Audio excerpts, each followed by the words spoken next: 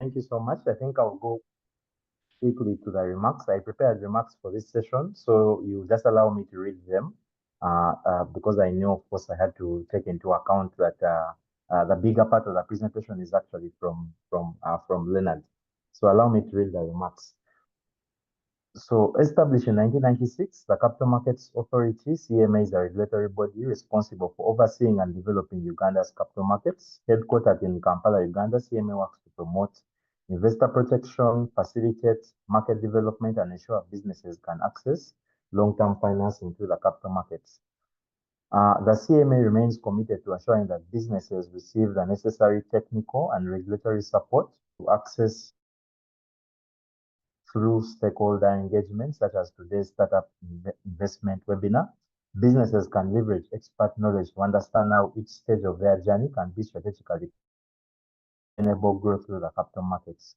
Today, we are proud to collaborate with TechBuzz Hub, Startup Uganda, and the East Africa Venture Capital Association, in brackets YAFCA, in another impactful initiative for Ugandan startup business.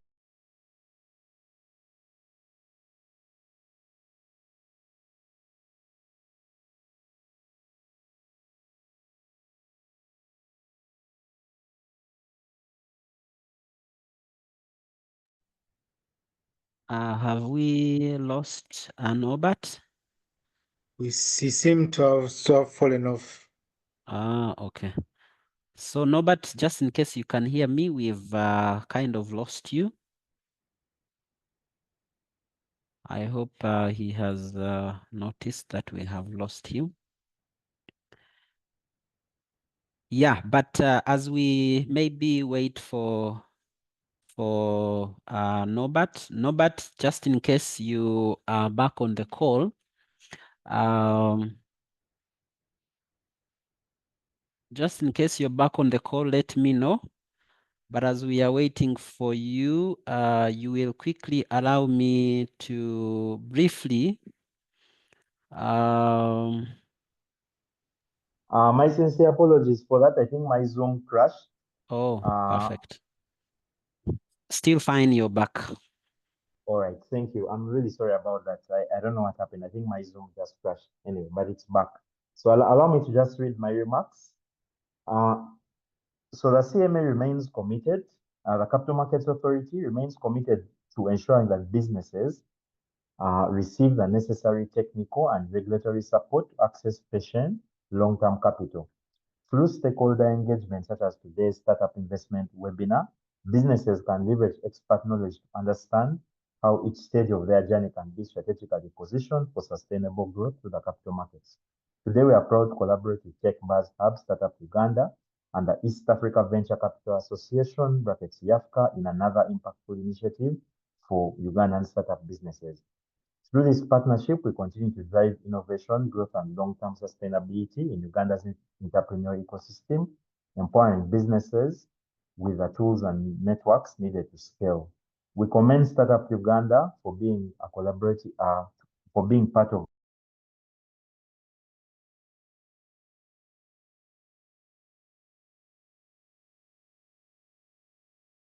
We have again lost.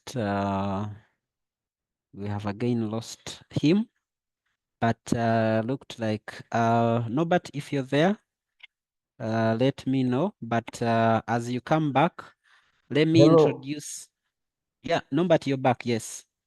Yeah, I don't know what's happening. It seems like the Zoom keeps going on, off, on, off.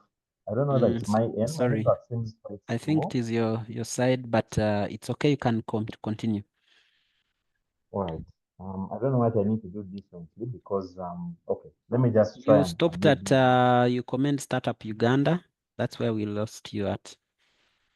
Okay, so we commend Startup Uganda for being part of a collective effort to shape Uganda's investment landscape by supporting the development of long-term, resilient, and profitable businesses.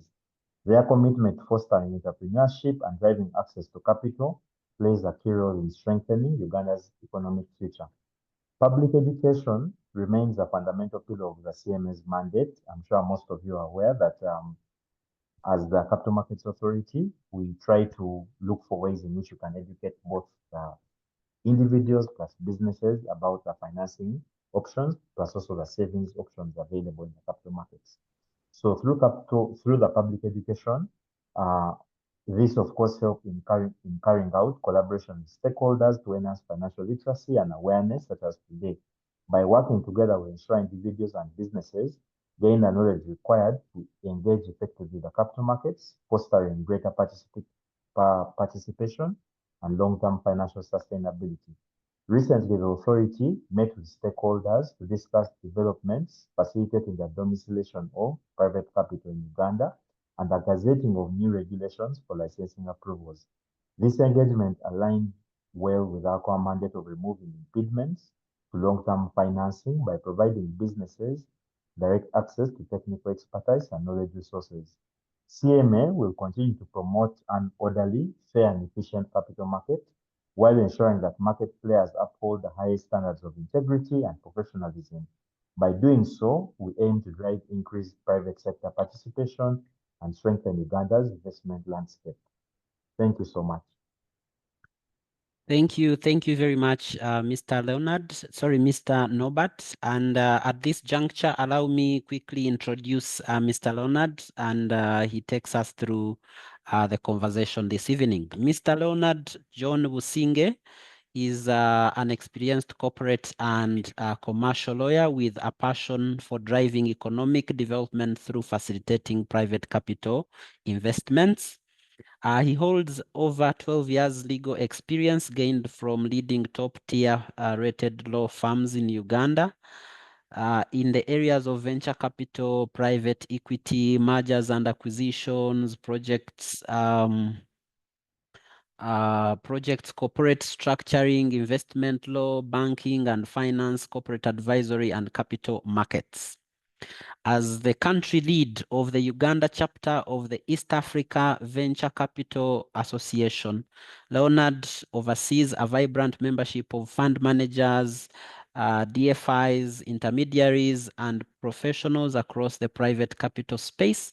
Together, we are creating an environment that will make Uganda a more attractive destination for private equity or private capital, ultimately benefiting Ugandan entrepreneurs and the broader economy. He is an advocate of the High Court of Uganda, a member of Uganda Law Society and East Africa Law Society. What a pleasure to have such a rich and well-educated gentleman on the call to actually educate us about anything legal, anything investment tonight. And at this juncture, I welcome you, Mr. Leonard, to take the floor. Over to you. Thank you so much. Thank you so much. Hey, for a second there, can you hear me, first of all? Loud and clear. Fantastic. For a second there, as you're introducing, I also wanted to meet who this person you are talking about is, but I'm just grateful to God for the opportunity to be here to present before you, gallant ladies and gentlemen, about a subject that's close to my heart. As he has said, I've been at this for about 14 years now. Mostly, in legal practice, but in the past 2 or so years, I then decided to focus primarily on private capital and deployment of the same for powering our economy. Maybe if you could give me some sharing rates. Oh, yes. I would like to share my screen. I have a presentation I've prepared. So I will just, yes. I believe that's the one. Please tell me when you can see my screen.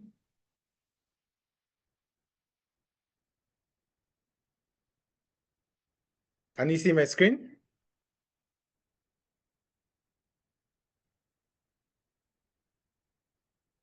Yes, Leonard, you can. Oh, you can see my screen. Fantastic. Yes. when I was told what the topic for today would be, I wondered where to start from, right?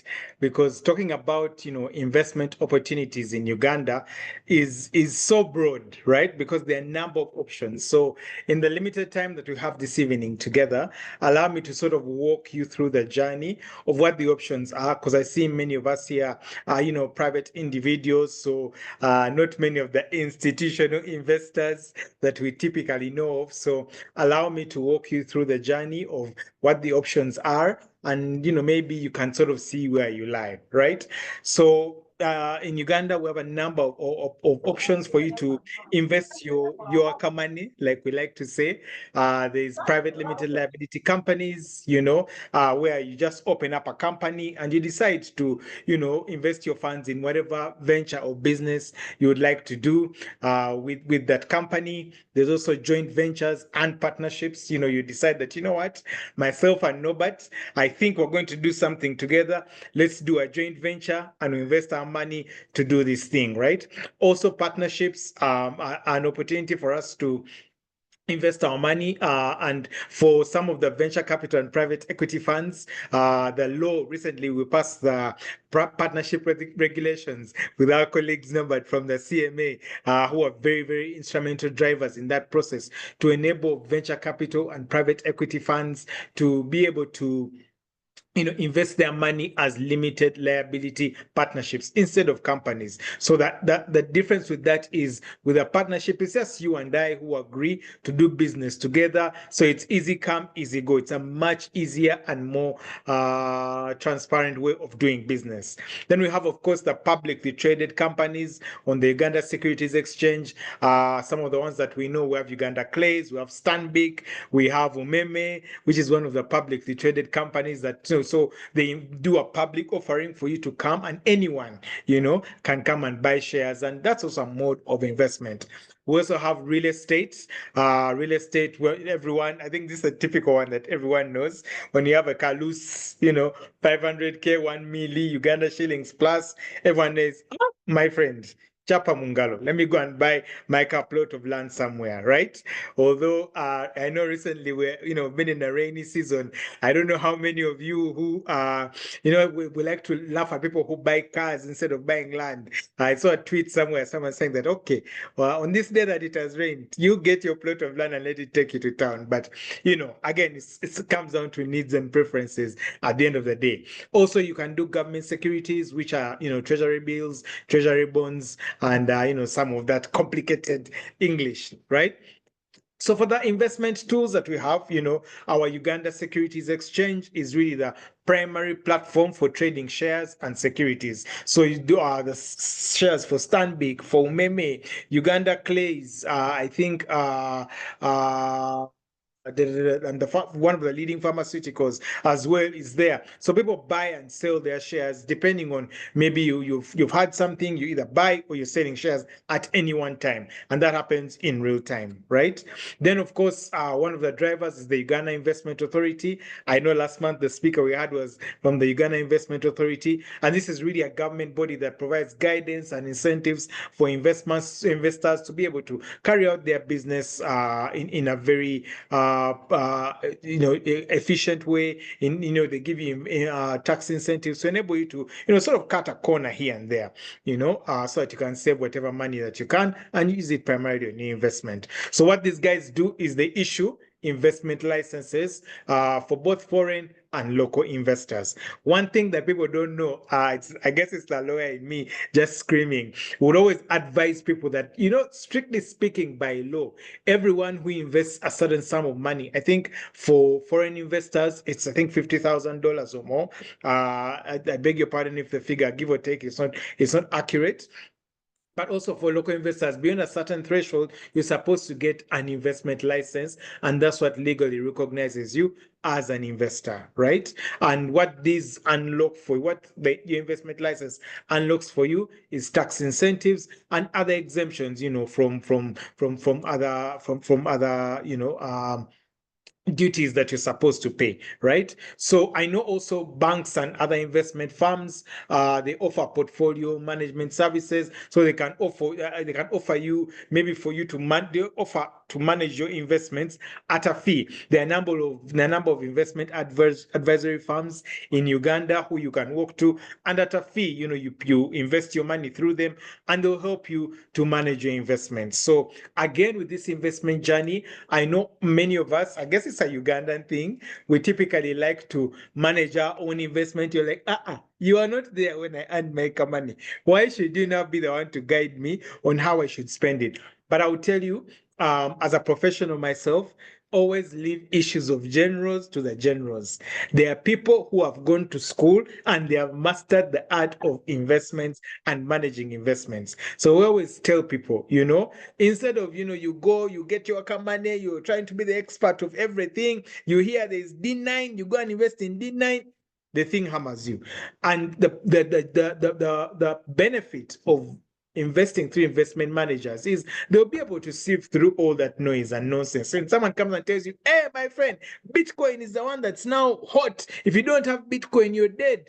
An investment professional will sort you out and say, no, look, some of those, investment vehicles are maybe a bit too volatile. So if you invest your money there, you might lose all of it a bit too quickly. They'll also help you to understand a bit more what the options are for you, right? Then, of course, treasury bills and bonds. So treasury bills are short-term government securities, usually issued in 91-day, 182-day, or 364-day periods. So 10 years are periods, right? So their interest, so what you earn from this is an interest, is the interest on the treasury bills, right? Then the treasury bonds, these ones are much longer maturities. So basically, what you're essentially doing is you're lending your money to government. That's what treasury bills and bonds are. You're lending your money to the government, right? So the yield, your return, the yield is the return. It varies depending on the investor demand and your economic conditions. I know there are a number of people who, for them, they swear by treasury bills and bonds. You cannot tell them land. You can't tell them investing in agriculture. You can't tell them anything. For them, they say, I need my T-bill. I have my bond. I am okay, right? So these are regularly auctioned by Bank of Uganda and through the commercial banks, which are really the trading partners, right? So again, even with treasury bills and bonds, like with any investment option, you have to, like a famous MP said, make a research, make a research. I'm not here to tell you, this is the magic pill. There is no such thing as a magic pill when it comes to your investment. If you're going to spend any money of yours that you've earned, hard earned, make sure you understand where it is you invest, what it is you're investing into. And also, you must be able to answer the question, how do I make money? When I was introduced earlier, work with private capital, venture capital, private equity funds. As investors, for us, we go by one mantra. How do I make money? If I'm not sure on how I'm going to make money, or if you're not sure on how you're going to make money, my friend, I would advise you, wait a little bit. Wait a little bit. You don't have to rush. Don't invest at gunpoint. People always tell you, this is a hot deal, this is a hot deal. My friend, easy come, easy go. If someone tells you this is the thing that said, if you don't invest now, my friend, the opportunity is going. Always be careful when someone is selling you a hot cake. This is a hot cake, it's a hot cake. Be careful. Understand where it is you say taking your money.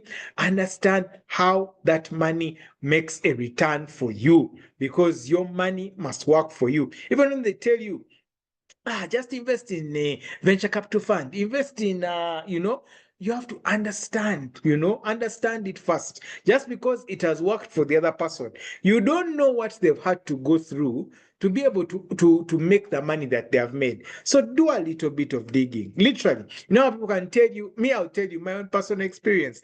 A friend of mine came, he told us the year I was getting married. He said, my friend, you have to do agriculture.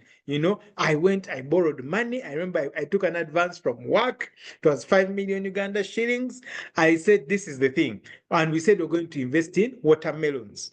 This friend of mine had he knew of someone who had done watermelons watermelons, and if you do it on an acre or 2 acres, you make this amount. You'll be able to sell this amount of watermelons per acre. When you multiply them, you sell each at least 7,000 shillings. I saw I was going to make 40 million shillings, and my wedding budget was covered. My friend, we started. I never farmed in my life. We even rented the land. We rented the land, and then the rubber hits the road, like they say. I can tell you without any shadow of a doubt, if I made any money, I made 1 million shillings. I didn't even make back the money I had borrowed for my advance. That's why I learned a very critical question. Very critical lesson. I beg your pardon. You can't farm on the phone. Because what we would do on the weekend, we'd get on the phone. What do you need at the farm? We need this, we need this, we need this. Money you send. Money you send. By the time we went there, our watermelons had been very poorly looked after, and it was too late to save them, right? So you have to understand a little bit more where it is that you're investing, right? Now, another thing that's currently happening is unit trusts. Now, I'm giving you all these options so that you're able to see, okay, where is it that I lie? What's my level of risk? What's my level of involvement in my business, right? Now, unit trusts are really pooled investments. I think you've heard of UAP. Some will tell you ICA, Lion. They are small units. You invest in small units. That's why it's called a unit trust. And it's run by a fund manager. So right now in Uganda, they are really growing like hotcake. I think they offer a return of about 11% per annum.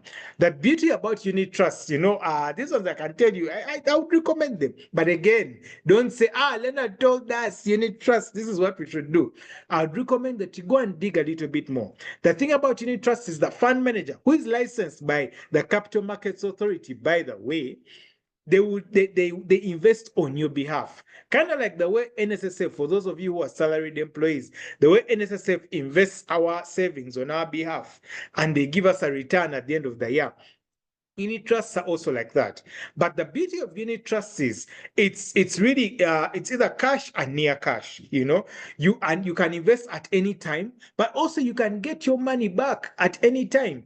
They usually give you between 2 to 3 working days for you to process either all of your money or some of your money, plus the return that has been earned on it already. So instead of getting your money and putting it under a blanket or a mattress or digging a hole in the ground and burying it there, you could put it in a unit trust, right?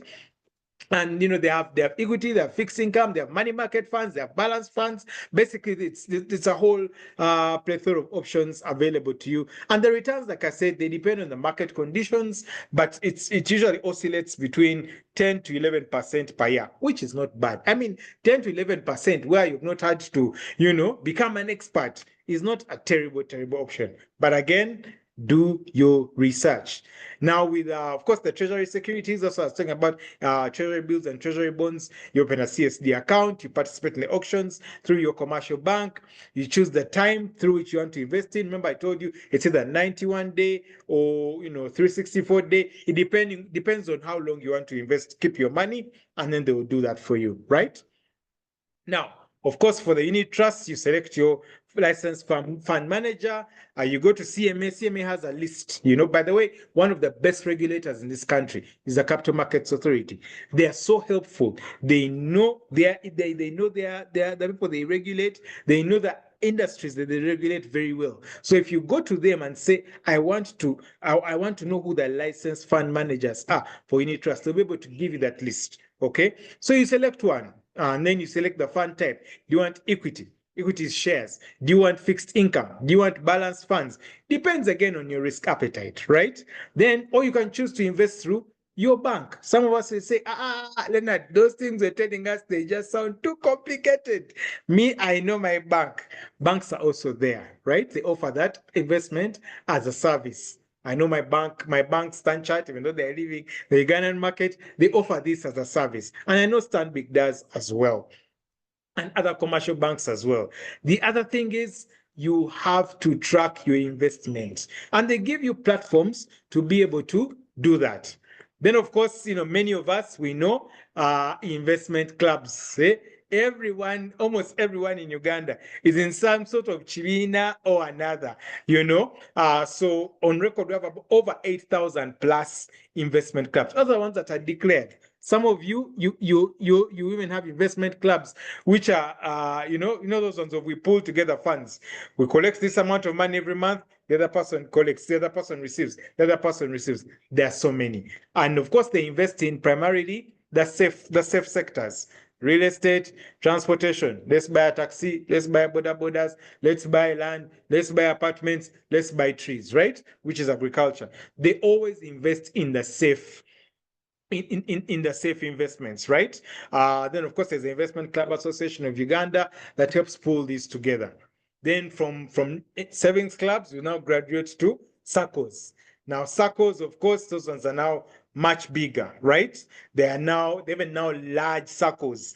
Like Bank of Uganda is now moving to license and regulate large SACCOs because some of them are handling billions of shillings, right? So those are large SACCOs, but even the smaller SACCOs as well.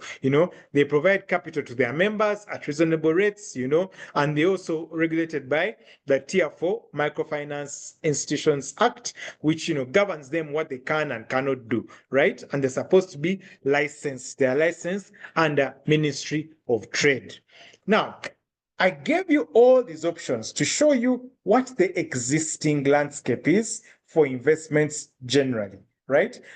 Maybe just to conclude, we have NSSF.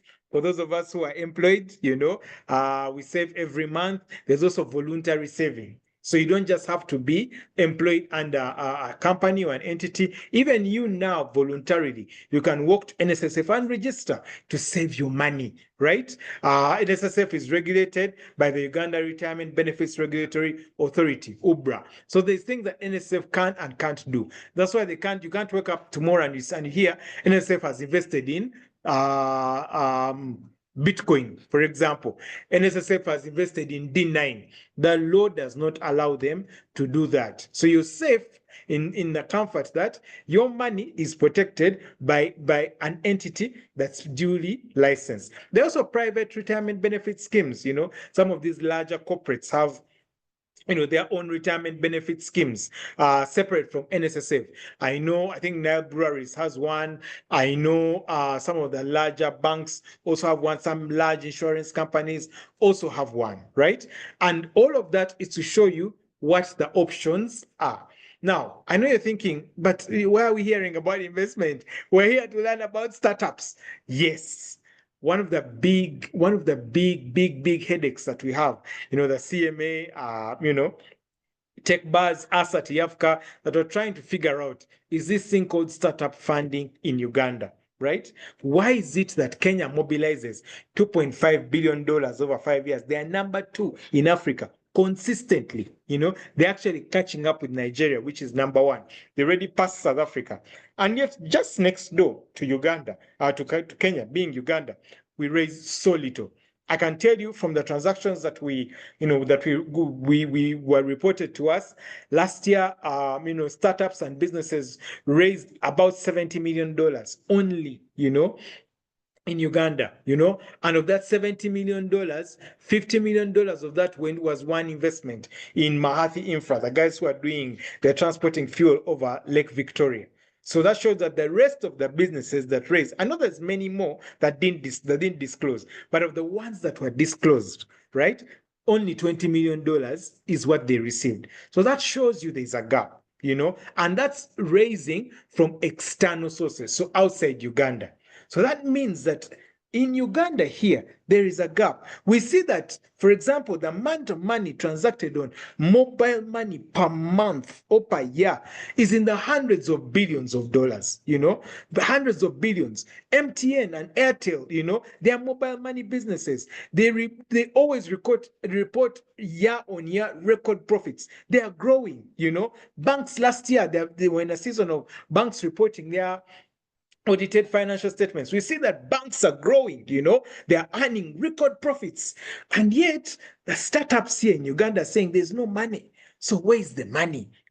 That means that you and I have a responsibility to unlock this funding towards venture capital and private equity.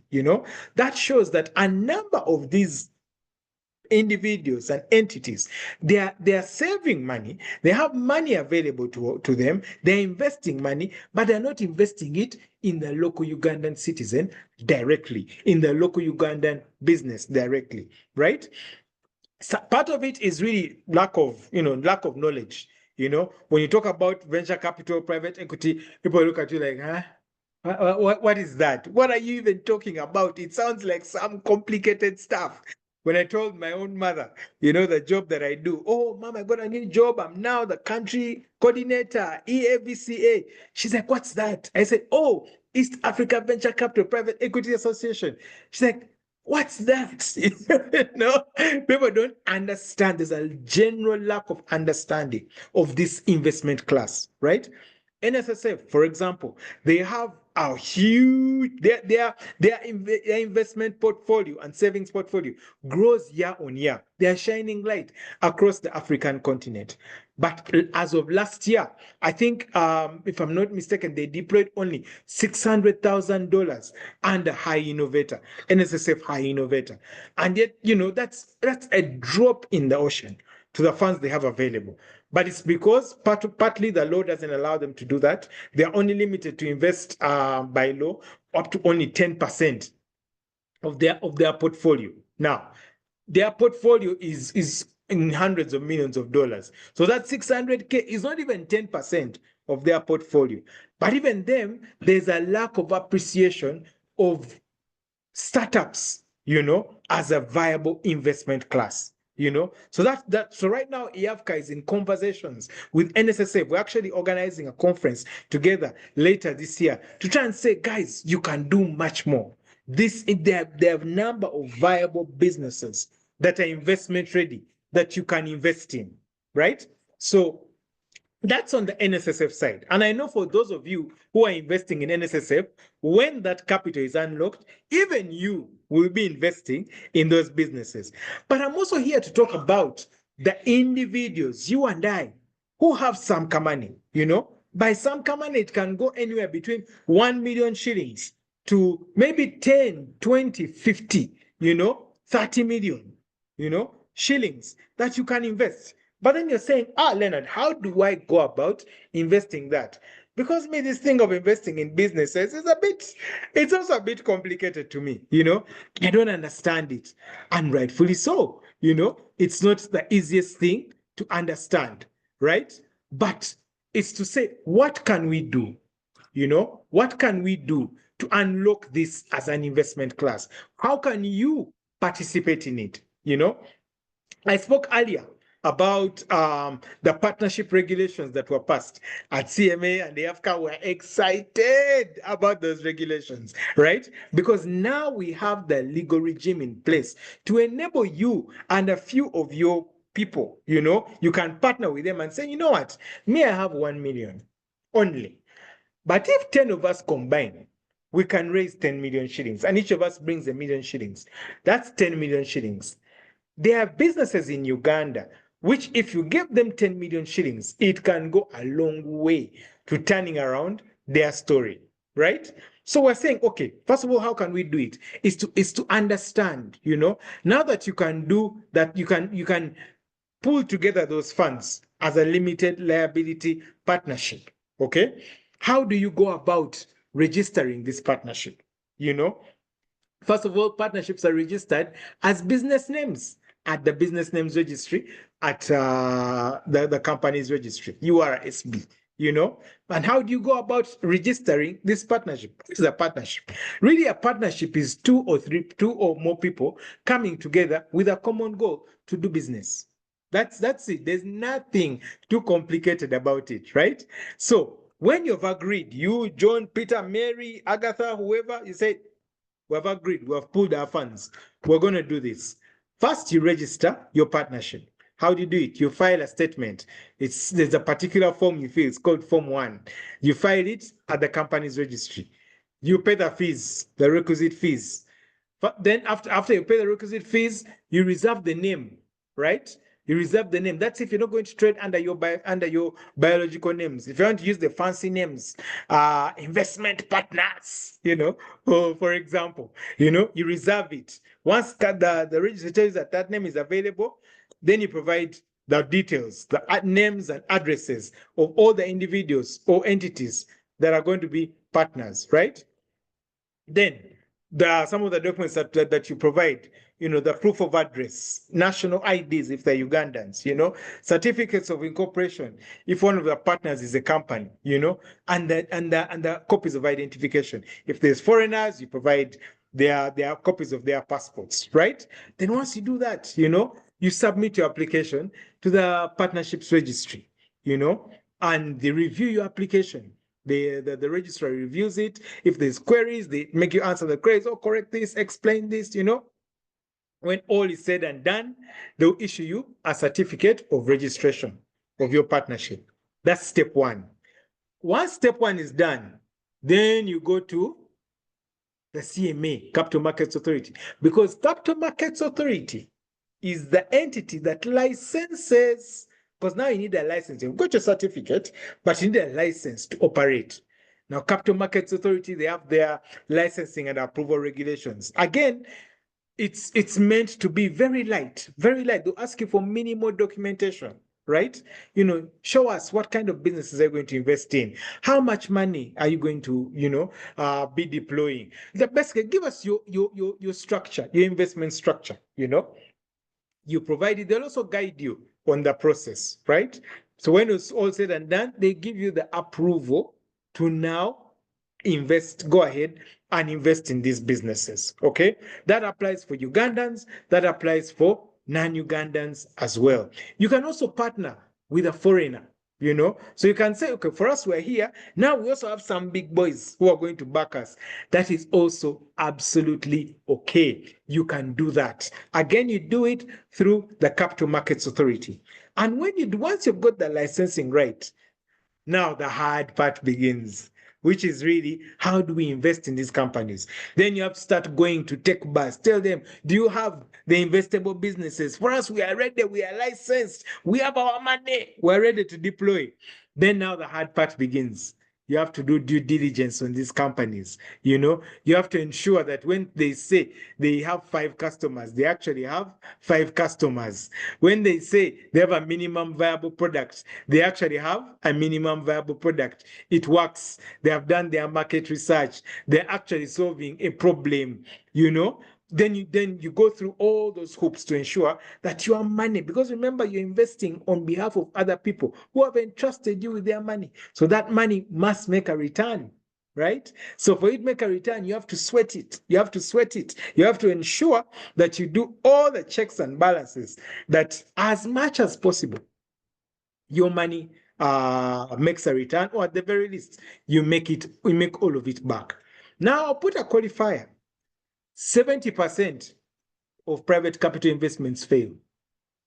Yes, it's a high figure. 70% of them fail for various reasons. That's the working number, Even when you've done everything right, due diligence, you issued your term sheet, everything that was supposed to have been done was done. 70% is the failure rate. So all the VCPE firms that you see that are successful, they are all banking on getting those 1, 2, 3 unicorns or businesses that are going to make up whose returns are going to make up for the 70% that has been lost. Okay? So you have to be very, very, very careful where you invest your money, where you invest your investors' money, because you don't want to be known as a poor fund manager, because then you won't raise a successive fund. But that's, at a much, much later stage, right? So I want to cut my presentation short here. I want to open it up for questions, because I know you probably have many questions. I know I haven't I haven't touched many of the areas, but I'm happy to address them through the questions, and then we see where we can take it from here. Thank you very much, Leonard, for such a very detailed and insightful conversation. And I believe it was very, very eye-opening to most of us. I know colleagues who are always asking me, I want to learn how, what is this investment? There is trading. Is it financial? No, no, no, no. Something to do with trading, Forex trading. forex trading. And someone puts in 3 months just to learn how forex trading works. Why? Because Ugandans, most of us are really about getting rich quick, and I think we must address that issue. If you want to get rich, it is a process. You must build the credibility, you must build the knowledge base so that you are then able to actually uh, build from that system to build sustainable wealth. Yeah. So at this juncture, just as Leonard has requested, yes, Leonard, you have something to say? Yes, yes. Even on that point, there's one of the famous books on wealth called The Richest Man in Babylon. One of the phases there, the guy they asked the gentleman that, why are you asking for investment advice from bricklayers, right? You want to know how to make money, you're asking people who make bricks. Eh? These Tanuru guys, tell me how to make money. Of course, they're going to tell you what they're experts in. Making bricks is going to say, yeah, you do this, then they call them tanurus. You dig a tanur, you sell it, and this is the money you make, right? But if you're going to Yeah. learn about investing in companies, investing in at a higher level, invest time, talk to experts, and then that's how you're able to. Okay, yeah. So a few housekeeping rules for those that have questions. You have to raise your hand and then you will be asked to ask a question, but you're also free to put your question in the chat so that then we can read it for Leonard to actually answer it. Yeah, keep mute until we call upon you. So those who have questions, you can raise up your hands. How to raise up your hand for those who might not be familiar to Zoom, you just go to, if you're using a phone, there is somewhere where you will see reactions, and then there is something to say raise up your hand, or if you want just to clap hands for the session, it is also very acceptable. But you can also use the chat to ask your questions. Yeah, so any questions? Let me confirm if we had any questions, by the way, in the chat.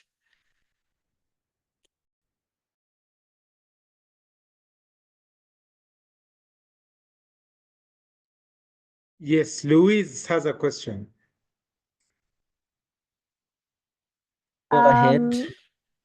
Hi, everybody. So great insights and great conversation, Leonard.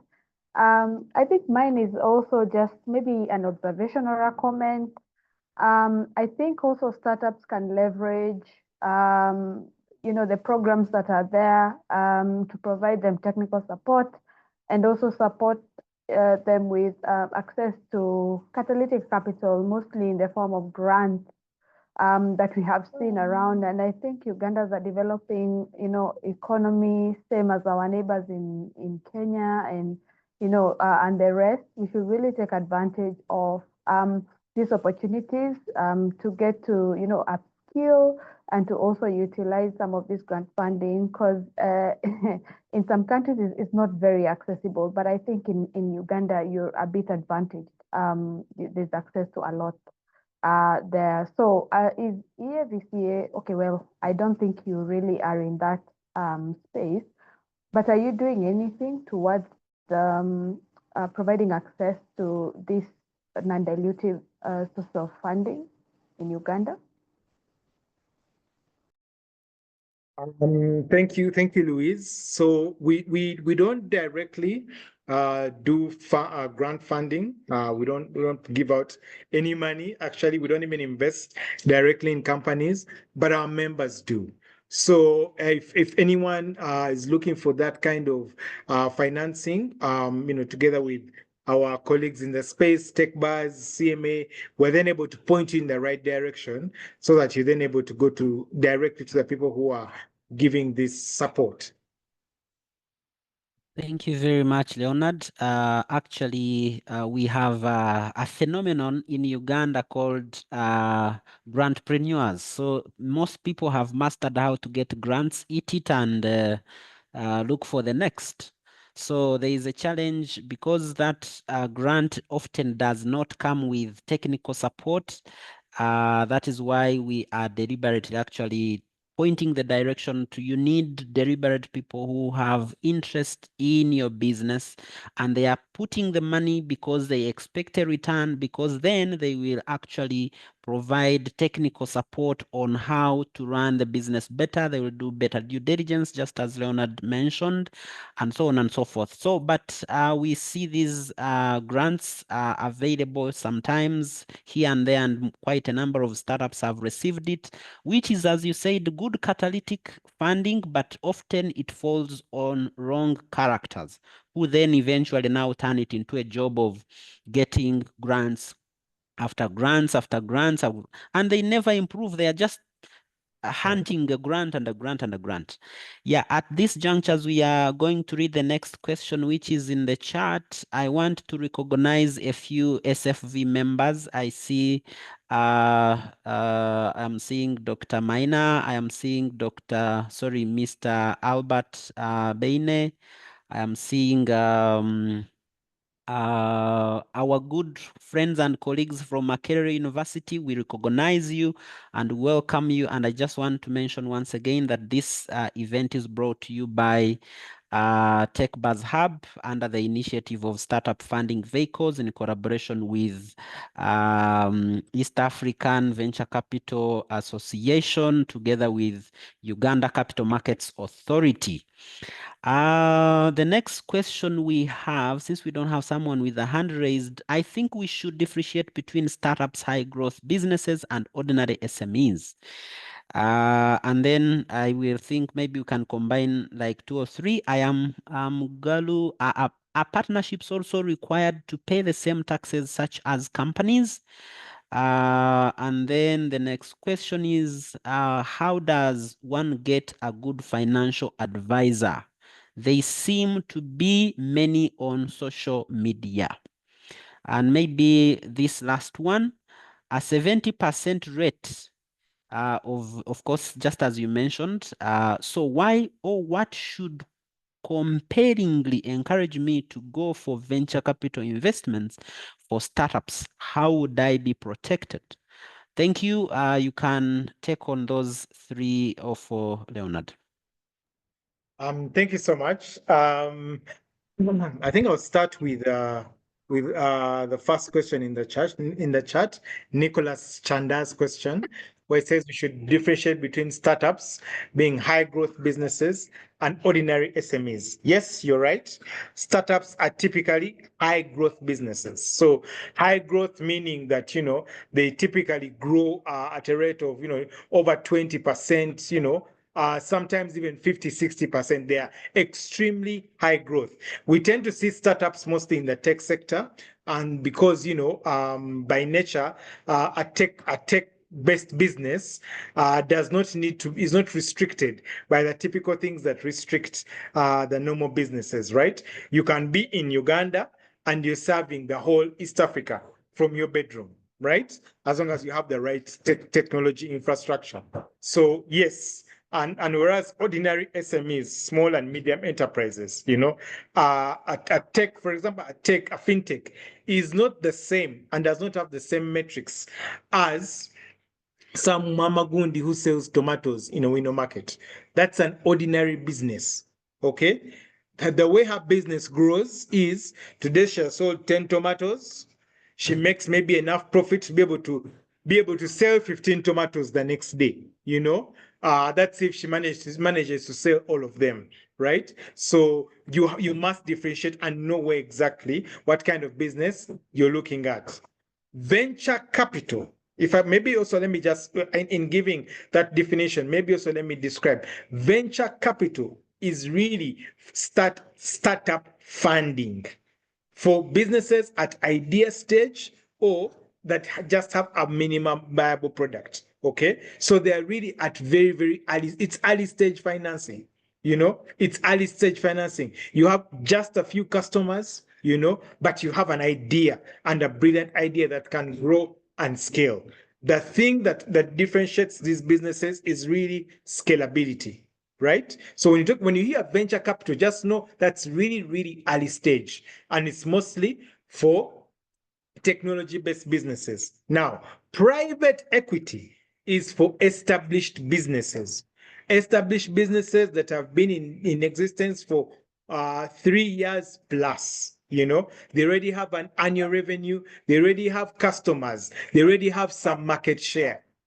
That's private capital. So today, if you hear that, for example, Kakira Group of companies is looking for money for financing, they're looking for private equity because Kakira is already an established business. If Capital Shoppers, I think many of us here would know Capital Shoppers, if they're looking for money, that's private, they're looking for private equity. And also private equity is that the way you hear it, it's mostly to do with giving up equity. It's usually cash for either shares or either at present or at a future date, right? Because equity relates to giving up a portion of your business. Okay, I hope that's it.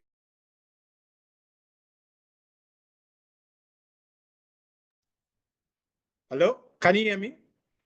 It's very loud and clear. Okay, there's some disturbance in the background. I hope that doesn't disturb you. Then I think the third question, the second question, are partnerships also required to pay the same taxes such as companies? Are they required to pay the same taxes such as companies? One thing you must know that differentiates partnerships and companies is that companies have their separate corporate existence. That means that a company is a person.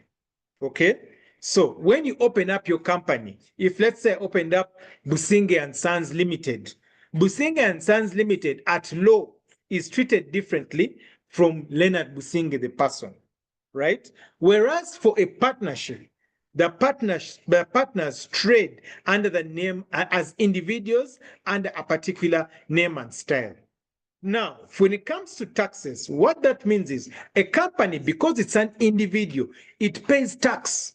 Okay, it pays what you call corporate tax. Corporate tax is tax out of the profits of that business when you take away its operating expenses and allowable deductions, without going into too many specifics, right? So that means that for a partnership, it's the partners, and the rate of corporate tax is 30%, right? For a partnership, it's the partners that pay the tax, okay, on behalf of the business. It is assumed that if myself and Norbert open up a business as a partnership, for example, law firms, my background is in law firms, right? How the law firms pay taxes, it's the business, it's the partners, I beg your pardon, who pay those taxes. Right? They evaluate that the business of the partnership has made this amount of money, and they tax about 30% of all the individual partners. I hope that's clear, right? So the difference is that for a partnership, it's the partners that pay the tax. Now, for a company, the company itself pays tax, but also the individuals who are directors. If the directors earn a certain portion in salary, now they're taxed also on that salary they earn as directors. If you earn a shareholder, being the owner of the business, what you earn at the end of the financial year of that profit, not every money that comes into that business is your money. No, what you earn as a profit, you earn what they call a dividend. Now you're taxed on that dividend. Okay, and now I know there's a whole other discussion on taxation, which I won't go into, but I hope I've given you a slight overview on what that looks like. Now, Michael Semanda's question. He says, thank you, Leonard, for the PowerPoint. How does one get a good financial advisor? There seem to be so many on social media. I will tell you, get off social media, right? Get off social media if you're looking for a good financial advisor, right? Social media may be the place where you start, but it shouldn't be the place where you end. You might see my LinkedIn post today, talking about how, oh my gosh, I've done this presentation, with Tech Buzz Hub. And you imagine that this is the best expert in Uganda on investment. It's a place to start, but it's not a place to end. Ask, inquire, find out the person's track record, find out what have I invested in, okay? Because any advisor is only as good as the quality of their investments. One of the best financial advisors in the world is Warren Buffett through his investment vehicle, Berkshire Hathaway. If I want to know how well Berkshire Hathaway is doing or how good an investment advisor Warren Buffett is, I just have to go do a quick Google search, read, find out, read some reviews, okay? Not just because I had it mentioned on a Zoom call like this, am I going to take it as gospel truth? No. Find out where the investments that Berkshire Hathaway has made. For the longest time, for example, Warren Buffett didn't believe in investing in technology. It's only until maybe 20, 30 years ago that he started investing in Apple. He did not believe in investing in technology at all, by the way, and yet he was still a successful advisor. So that means for the people who wanted to invest in technology, they will not go to Berkshire Hathaway. You understand? It's making sense. They would go to other people. If someone tells you, I'm a good financial advisor on land, find out how many properties have I invested in. What's the quality, okay, of these investments? You people remember that man many years ago, Jomai, right? Jomai got so famous because people knew that if Jomai has opened up an estate somewhere, it's as good as gold, in the sense that it was in a prime area, right? So people say, I won't go with every land property agent. If it's not Jomai, I don't want to know, because Jomai had built a name. Find out the ones who have actually have a good track record. Me, I'm a Christian. The Bible says that you shall know them by their fruit. Look at their fruit. Look at their fruit. Someone who hasn't invested anything of note, that's just a motivational speaker. Stay away from motivational speakers. Okay? Very true. Look for some results, right? Then Dr. Ronald is saying a 70% failure rate. So why or what should compellingly encourage me to go for venture capital investments for startups? How would I be protected? The reason I shared that statistic is because I want to keep it real with you guys. Okay? This is a highly, highly volatile and risky investment option, right? But it doesn't mean that people are not making money. People are making money. The people who, Facebook's earlier investors, they cashed out. They are all billionaires, right? They are all billionaires. They found the Facebook, okay? The people who invested in Zoom, for example, they're also laughing all the way to the bank, right? The idea behind it is to spread out your investments, to diversify. Don't just invest in one thing and say, for me, I'm just going to invest in one business and that's it. No, even all these venture capital firms and private equity firms, they invest in many businesses. They don't just invest in one, right? They invest in many because you spread your risk. So dig a little bit more about this space, talk to experts. We are here. We can advise you, we can give you a bit more insight. And then also, don't just say, Leonard told me and that's it. No, dig a little bit more. Spread your risk. Don't just invest in one business. Always, like I said, be able to answer that question. Whichever person tells you, this is my business, this is my startup, you must invest in me because I'm a startup. Ask him the question. How do they make money? But also, how do you make money? You as the investor. If neither the investee or yourself can properly answer that question, that's a sign that they are not yet ready for investment, or that even you're not yet ready for investment. Because you can't just say, I invested in a startup. What does the startup do? I don't know. I just know it's a startup. No. Find out, how does it make money? Just because they're in mobile money business doesn't mean that they are making money by default. How do you find out how they make money? I think Thank that you. yeah, maybe other questions now. Thank you very much, Leonard. Two things that are coming up. I am seeing people asking something to relate with policy, incentives, and of course, to Dr. Ronald's question. I just want to make a contribution to what Leonard has mentioned. In startup investment, as he said, you diversify. But the beauty of diversification is when maybe all the 70% that has failed, or that have failed, sorry, the 30% that succeed will multiply the 70 failed by a number of times, and you'll definitely be happy with the profitability. It is literally saying that all these that fail will have failed, yes, because it is a bet, but those good bets that succeed will multiply and will make you forget that actually some of the businesses failed, because we know some businesses will fail, some entrepreneurs will fail, but in startup investments, when you if you have 10 million, the advice is put 2 in one, 2 in another, 2 in another, but you must do your homework once again. And as he says, all of us have at least gone through a structured education system from primary one or even nursery up to senior 6 or university, until you get into that field or workplace and they tell you don't know what to do.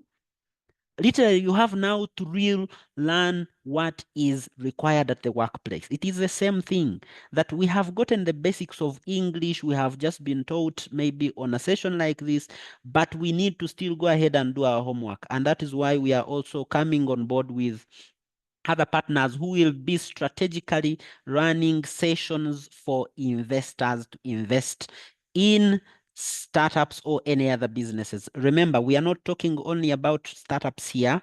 It's any other business. If you just want to deploy your capital to any business of choice, that is definitely going to come on board. And for those who are asking a question about policy, we do not yet have a startup policy in Uganda. However, we have a draft policy which is about 90, 80% underway to Parliament. And this is a draft definition of a startup so that you have an idea of what makes the difference between a startup and a starting up business. If Mama Nach is starting a shop in downtown or a food grocery, they are not referred as a startup. And this is why.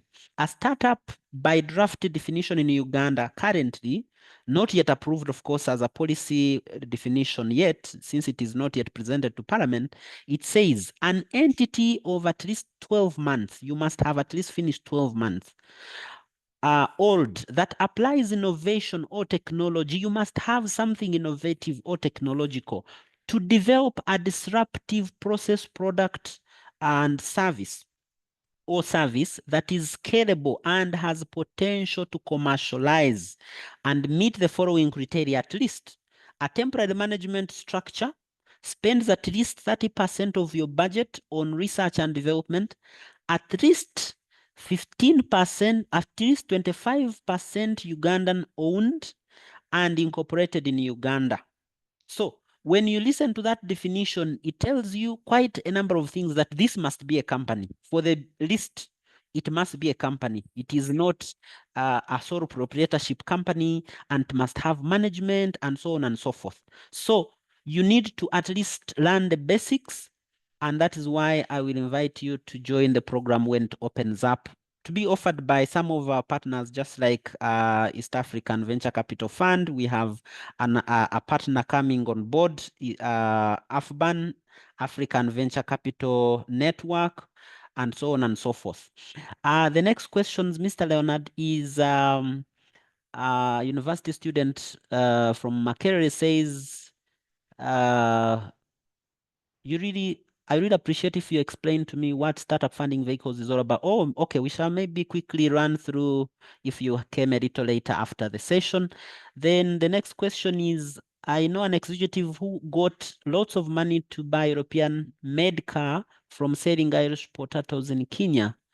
Those potatoes make a lot of money. Okay, that is a contribution. Are startups given tax holidays to help them build capacity and operate in the economy? That is question number 1 to you, Leonard. The next one is, I recall that local investors did not attract tax holiday except if operating in, okay, maybe that is responding to the previous question. I think maybe one last question I'm seeing here is, I proceed to get that donor who accepting me to my, with my, okay, I don't know whether that is a question. Maybe if you are on the chat, you can try to understand if that is. Would it be okay for you to guide me to where I should deploy private equity?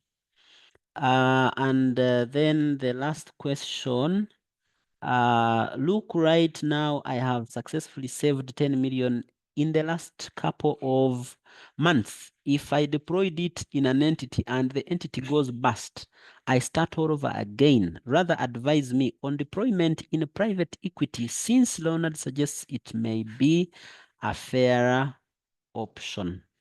I think some of them are a mix of contributions and questions, but you can identify like 2 of them and then we can share closing remarks. But I also see Susan has a question. Maybe she can ask it and you answer the questions at once and we wrap. Over to you, Susan. You can unmute. Thank you. I hope I'm being heard. So Loud and Yes. clear, Susan. okay, thank you. Something just came real quick in my mind. I wasn't going to ask this, but I was hoping to like open up a it's called let me see, a security central depository account. And that I didn't know how to go about it. So I went to a bank, my housing finance bank, because I read online and they were offering it's one of the banks that can help me open up such an account. But then later on, I read about it and I realized if you already have like an account with a bank, you can, reach out to the bank and then just like talk to them and they help you open up that account for you to like buy stocks and all that kind of stuff. And I was wondering if I have like different accounts, bank accounts, are they going to like open up different? Am I going to end up with different security central depository accounts, or is there a way I can simply sort of collect money from like the different bank accounts that I have and simply channel them into one securities account? I don't know how that would work. Would you please guide me? Thank you. All right. I think I'll start with your question, Susan. And one, I have to say I'm not an expert in trading in government securities. I would encourage you to go to, Uganda Securities Exchange or to talk to your, bankers. They'll guide you better. But what I do know about that process is banks are primary traders of government securities. Okay. What that means, therefore, is that typically they are the ones that are the ones that typically trade in the government securities, and then you trade in those securities through your commercial bank. So even if you have 10 accounts, you identify one bank through which you will be trading in those government securities. That's the bank through which your SCD account shall be operated. Then you would channel your funds from all these other bank accounts that you own into that particular bank, and then you'll be able to trade through that account. Again, that will just save you the headache of I have an account in Stanbic, which I'm trading in, my T-bills, then Stanchart, ABSA, wherever. It will just save you so much headache. Just identify one bank, and that's the one where your account will be. And then the portion of your investments that you want to allocate towards government securities, you pull it into that bank, and that's where the trading will be. And that's really from a convenience point of view. But again, for further information, talk to an expert, which I am not. Then I'll go to the questions. I think it's Mukasa's question, I think you will answer that on what startup funding vehicles is all about. Then Anne's comment who said, those tomato sellers get lots of profit and an executive will got lots of money. Absolutely, they do. The point I was making is, don't just say that because that executive made money, even me, I'm going to make money because that executive made money. Understand the tomato business. I know friends who did that business. I almost jumped into it myself as well.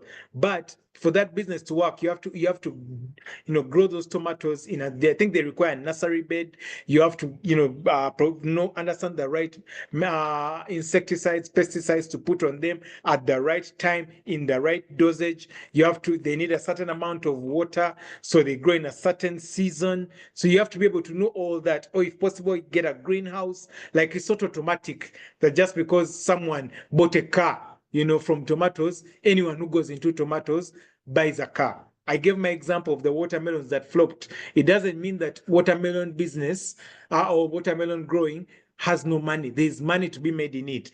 But we didn't pay school fees. And those are the school fees that you have to pay. For every bit of learning that you're going to make, you have to be prepared to pay school fees. And those are the losses and failures that you make along the way until you acquire the lesson. There's no such thing as I'll ride on someone else's success and even me, I'll be an overnight success. It does not exist. Just as asked about tax holidays for startups, at the moment, legally, there are no tax holidays given startups. But tax incentives are a matter of negotiation between an individual or a business and the government of Uganda through the Uganda Investment Authority and Ministry of Finance. Okay, so at the moment, there's no tax incentives available to startups, but for any incentive, first of all, there's a list of incentives on the URA website. You can go, even the Uganda Investment Authority, they are very helpful. They'll be able to give you the list of incentives that you qualify for. If not, their offices are at the Business Facilitation Center, that's in Kololo at Roscoe Road. Go there, they'll give the information. But there's none at the moment for startups, as far as I know. Now, all guys asking, can you have local examples of financial advisors? Well, financial advisors, I will tell you, for example, there's Cornerstone Asset Managers. And I think in answering this question, I'll also be answering a question of someone who I think it is Dr. Ronald Kasiaba, who was asking where would guide me where I should deploy private equity. A famous man once said that if you want to go fast, go alone. But if you want to go far, go with others. Okay? The reason why these investment clubs and circles have been so successful is because others have pulled money together and they've been able to build this big vehicle, that now has a lot of money and is investing. I know one of the biggest investment clubs we have in Uganda is YSAVE. YSAVE is for people who save. It's a circle, I think, an investment club managed by YSAVE under Watoto Church that used to be KPC. Huge. But even them, they acquired it over time. Right? If you don't understand a particular asset class yet, I encourage you, first go and co-invest with other people as you learn. Start small. You've said you've accumulated 10 million so far. Put all the 10 million there. You don't understand it yet. God forbid it goes bad. You go and say, those people took my money. They lied to me. Leonard, don't bring back that Leonard man. He lied to us. No. Start small. Okay? Put 500,000. I gave an example of Cornerstone Asset Managers. They're asset managers. They can invest for you. Put a little bit. Put 500K. Put money you can afford to lose. Not that you're throwing it away, but God forbid it doesn't come back. You have 9.5 million shillings that you can still deploy. I hope I'm being clear, right? As you learn. Don't be like us who with my watermelon story. I borrowed 5 million, put all of it there. And of course, all of it ended up being school fees. Don't do that. Invest a little bit as you learn. As you grow more confident, then you can invest more and more and more. Don't just jump in with 2 feet. Okay? Let me see. Is there any other question? I hope I've Okay. answered your question, Dr. Yes. Kasiaba. Yeah. Thank you very much, Leonard. We had stopped questions, but there is a gentleman very well known for being one of our best collaborators on this program. Mr. Martin, you can ask your question and then we can request Mr. Leonard to share his closing remarks. Thank you. Thank you so much, Kenneth. And thank you so much, Leonard, for the very wonderful presentation. I just have a few comments and maybe a call to action. One, I want to appreciate the session because I think our investors need a lot of this information.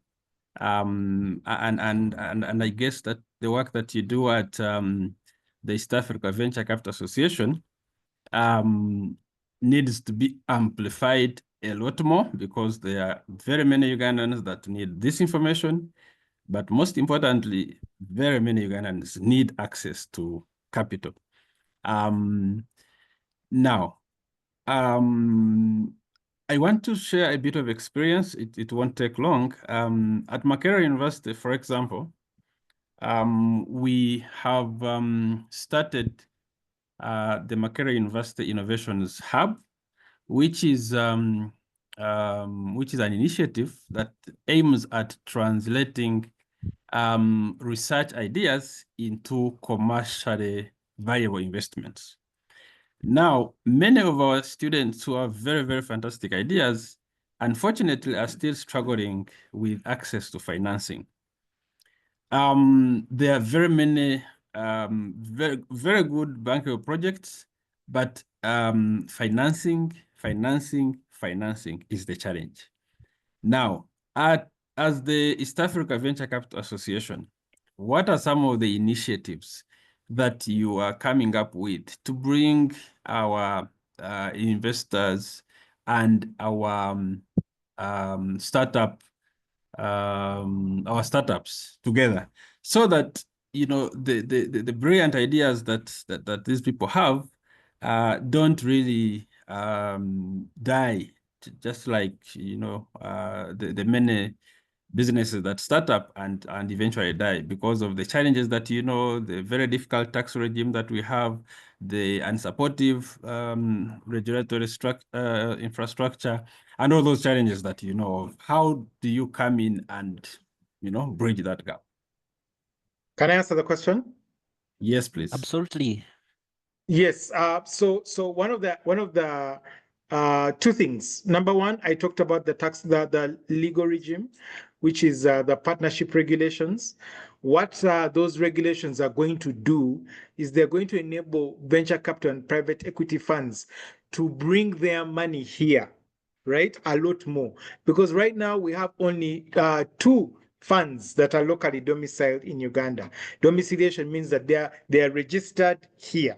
So it's going to enable a lot more funds to register here locally and invest more. It's going to attract a lot more investment into the Ugandan market. Two, together with Greenhouse Capital and Venture Garden Group, we are part of the organizers of the Kampala Investment Summit, the Uganda Investor Summit, which is happening on the 19th and 20th of June next month. So we are flying in over 60 investors from across the world, and they are coming to see what the opportunities are in Uganda for investment.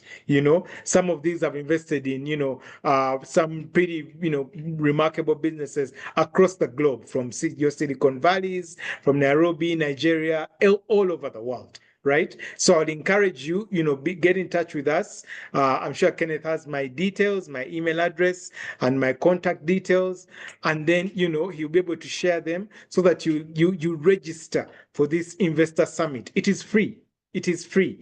You who is especially working with the Makerere University Innovation Hub, that's something that we're looking at, because all the investors, I can tell you, our members are always saying, where's the pipeline?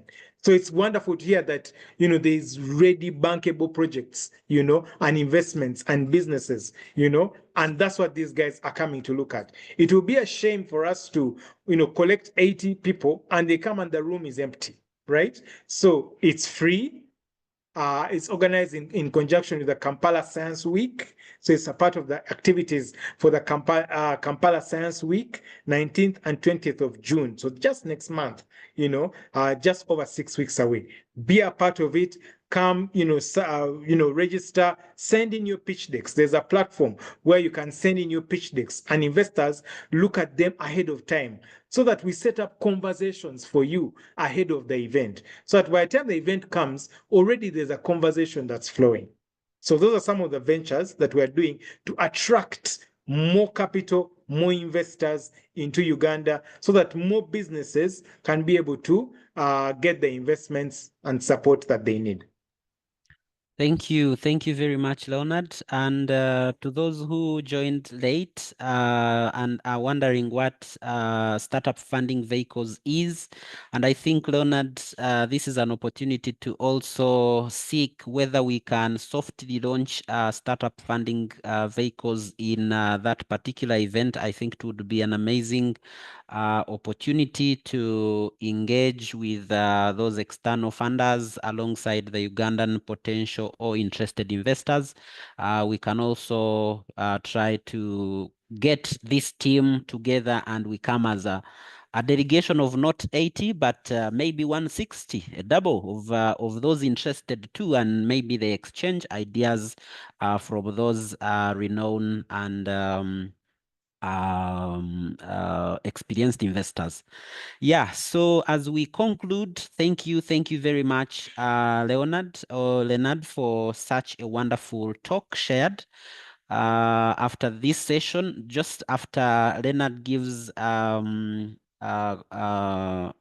closing remark, I will quickly run through what SFV is, or Startup Funding Vehicles is. And I want to also conclude before Leonard comes to give concluding remarks. I want to say that this session has been sponsored or delivered to you in collaboration with Capital Markets Authority, East African Venture Capital Association, where Leonard leads the team in Uganda. Of course, TechBuzz Hub, Startup Uganda, and Startup Funding Vehicles. On the call, we have the members of Startup Funding Vehicles. Examples are Eric Jaguara, we have Docas, we have Epaphroditus, Othieno, we have Roy Ndagire, we have quite a number of people on the call. I think Nixon, and many others. So you can also become a member, an active member of Startup Funding Vehicles, so that we actually take on this role seriously and educate Ugandans on potential opportunities to invest in Uganda. I just want to mention one last thing. Africa as a whole has the potential to unlock 40 billion US dollars every year for local funding, just local money. But to your surprise, in 2022, we attracted a total of 2.5 billion US dollars as the total sum of investment in Africa. Yeah, what that literally means that is we have a lot of money sitting in banks, a lot of money sitting in our houses, a lot of money not being utilized from our own Ugandans, our own Africans, Kenyans, South Africans, name it. And so this is a journey we are taking to make sure that we empower everyone who has a resource they control to deploy it into local businesses so that we become extremely competitive and maybe become the third best functional continent in the world, maybe next to China, So Leonard, over to you. You can share your closing remarks, after which I can we can make maybe a brief presentation about startup funding vehicles for those who want to know about startup funding vehicles. Makerere team, we recognize you. We know we are very happy to work with you and always have you on the call. I don't know specific people except Mr. Martin Bakundana or Dr. Martin Bakundana. We welcome you and are always happy to have you. Over to you, Leonard. Thank you so much, Kenneth, and the entire TechBuzz team. Thank you, each and every one of you, for listening to me. I know I may be a total stranger to you, but it's so humbling to get on the call. And I saw at some point we're over 87 people on the call. It's very, very humbling, on a Friday evening when you could be, out there grabbing a drink or, resting and winding down the week. So thank you so much for the opportunity. I'm very passionate about raising local capital.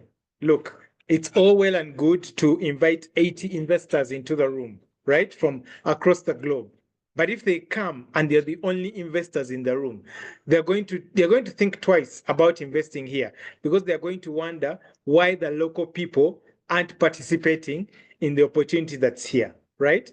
So any foreign investment is only as good as the locals who are willing to take a leap of faith, and jump in.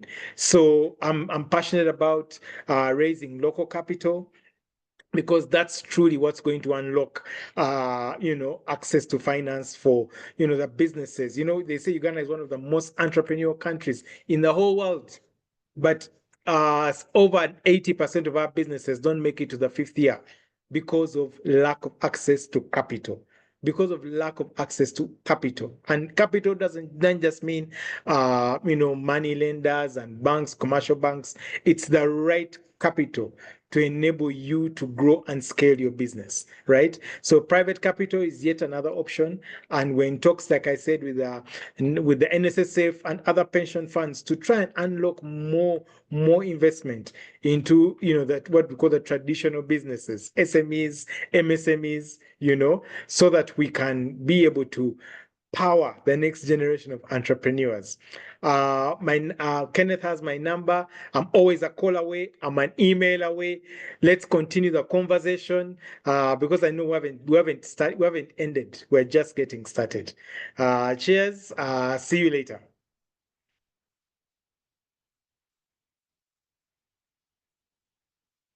Over to you, Ken.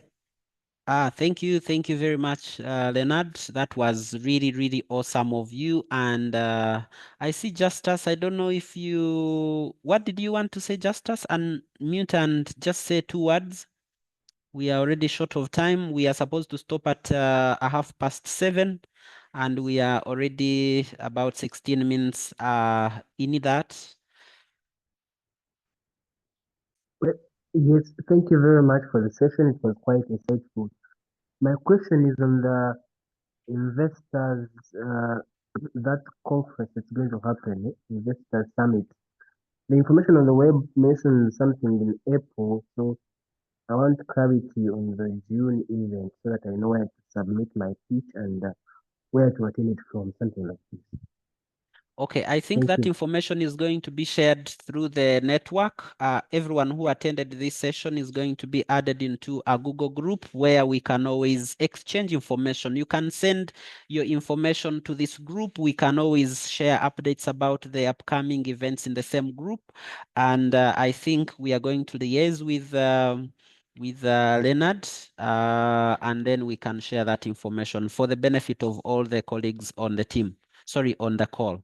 Yeah, at this juncture, I want to briefly and quickly run through what startup funding vehicles is for those who did not start with us, so that you at least leave the session knowing what startup funding vehicles is about and how you can join and how you can contribute anyway. So startup funding vehicles is a program that focuses on strengthening local investment networks. So when we talk about networks, we are talking about any upcoming investment network. Maybe you want to start an angel firm, you want to start a venture capital firm, and anything in that line, or you want to be an investor. So we connect you to some of these available existing networks. That is what startup funding vehicles is majorly about. And it is an open ecosystem project. Anyone can join, regardless of your institution, your company, your personality, whether you're Ugandan, non-Ugandan. I mean, Ugandan in the diaspora, we can still join startup funding vehicles.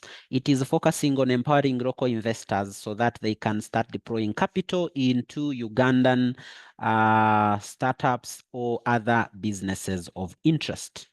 And the support, definitely the empowerment is to support homegrown startups so that we have, we are maybe the second biggest, or maybe the fifth economy that is going to be talked about in Africa.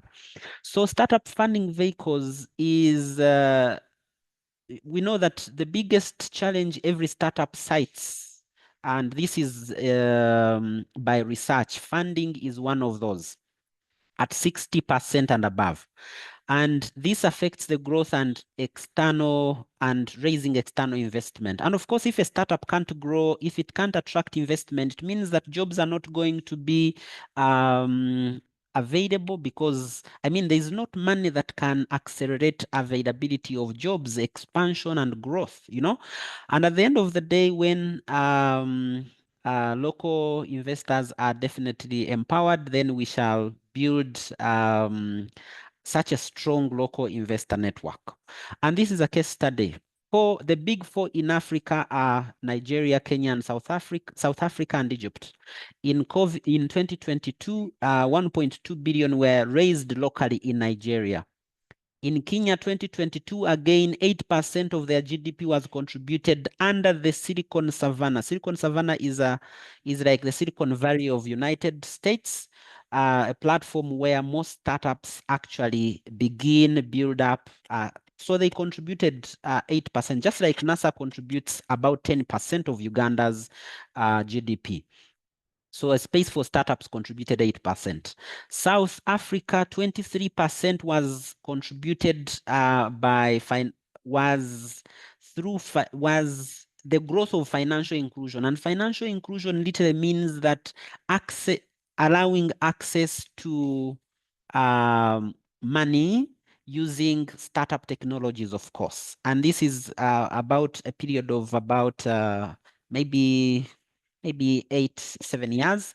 And Egypt, the same, they raised 400 million locally invested into their startups. This is specific to startups.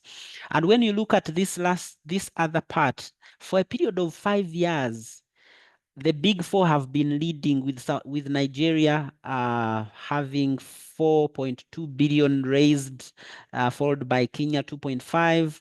And why are we even talking about these numbers? As earlier mentioned, Africa has the potential to unlock 40 billion US dollars every year. But we are here talking about Nigeria raising 4 billion and being the biggest startup, destination in Africa. So in 2022, just 2.5 billion was raised externally from venture capitalist angels who are not, for the most part, local Africans. And we are here having a lot of money sitting in the banks, sitting in our houses, not doing as much, yet we have struggling businesses. So startup funding vehicles is looking forward to changing this narrative. On the right hand, you can see what leads to a growing ecosystem. All these big four, they have many angel firms, you would say, or funding vehicles in their institutions. Nigeria, I see 6, Egypt, I see 5, South Africa, I see 5. Only Kenya shows a different trend of 2, but maybe it depends on the activity, how active these institutions are. And if we didn't notice, Uganda only raised 160 million in 5 years. $160 million, on this particular part. Yeah, but then the question is, what is the vision for startup funding vehicles? Is building a robust investment culture in Uganda, and how we do that is through investor knowledge and learning series. That is one of the ways, but we have other ways, as we are going to see under this track. Just like we are learning today, these are webinars.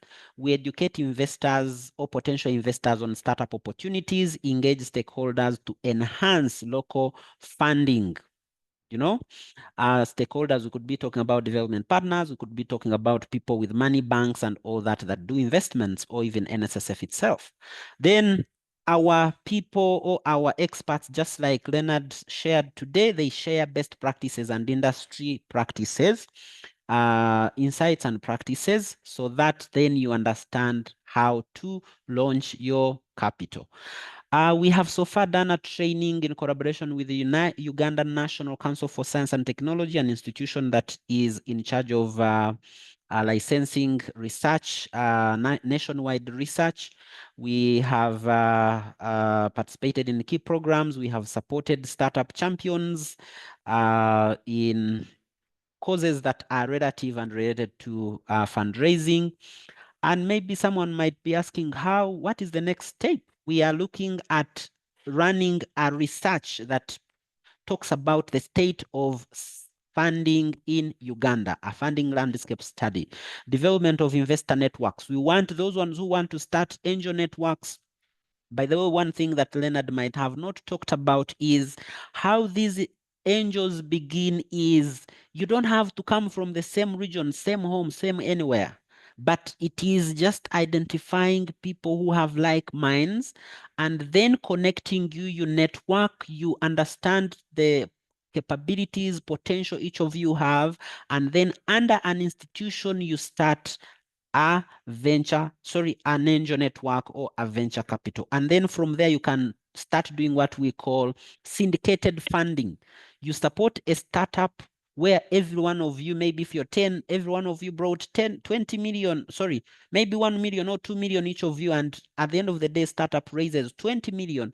And you will be surprised if in 1 year, 2 years, 3 years, that 20 million has turned into 100 million. And then you can choose to cash back your money or even reinvest more money into the same startup or others. Startup investment support centers. So we want to build centers that help you with advisory and support on how to do your investments. And under this, we are also going to be training those who want to invest. Very soon, I think after half of the year, we will be advertising a call for training only 10. We want to begin with 10, and this might be or will be trained by a worthy institution that is known on the continent for training investors for or into startups. Like we said, this is a game of understanding what to do, how you do it. You must assess the startup's potential. You must assess the market potential. You must assess the team. You must assess the idea itself, whether it has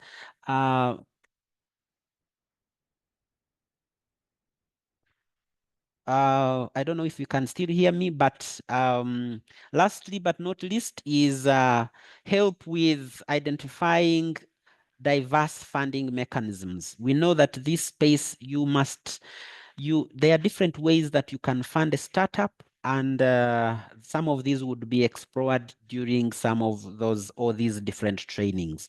Strategic collaborations, definitely, if you are there and you would wish to work with us, we are very happy. As earlier said, this is an open to the ecosystem program or initiative that anyone can join and be a part of. If you want to continue getting to these webinars, you just need to change one digit on a link by just putting bit.ly/SFV webinar 1. The next webinar is likely to happen next week, but we will be sending you a notification on your WhatsApp or in your email, and then you can definitely register and join. If you want to join SFV as an implementer. What we are talking about need a team that is ready to actually accelerate our work. You use this link below here, bit.ly/funding vehicles to sign up. Signing up is not free because how do we run these programs? We are not running it as a company that we are making money or selling something, but we require membership contributions, and each of these contributions give you access to certain resources, opportunities, and so on and so forth. We have platforms, we have options like platinum, gold, silver, bronze, and ambassador. Very soon we want to institute a secretariat that would rather be in charge of organizing these sessions, following up with those potential investors who have maybe signed up, and so on and so forth. So you join with a one-time fee of choice as you wish. This is for people, for individuals. We also have for partners. Just as you may see right down here, we have a fully-fledged, these are different benefits you generate or get. And as a partner, we definitely also have your benefits right there. Ladies and gentlemen, thank you very much for taking your time to listen to us and learn what Startup Funding Vehicles is about. If you want to know more, you can follow us on LinkedIn. And let's keep the fire burning. Let's keep the conversation happening until we make Uganda one of the big four and Africa a self-funding entity. In fact, we should now start funding projects in the US, in the United Kingdom, China, and wherever. And why would it be them to only come and invest in Africa and we can't invest in their countries? That is all I had for you today. I thank you very much once again for sparing your time and to attend this session. And we hope to keep the conversation going. From Tech Buzz Hub and Startup Funding Vehicles, I want to say have a blast of the weekend and good night. Bye-bye. If you have any questions, feel free to share in, feel free to reach out to us. The phone numbers have been fully shared and you'll be receiving at least a notification on your email. You can ask further questions there. Thank you and bye.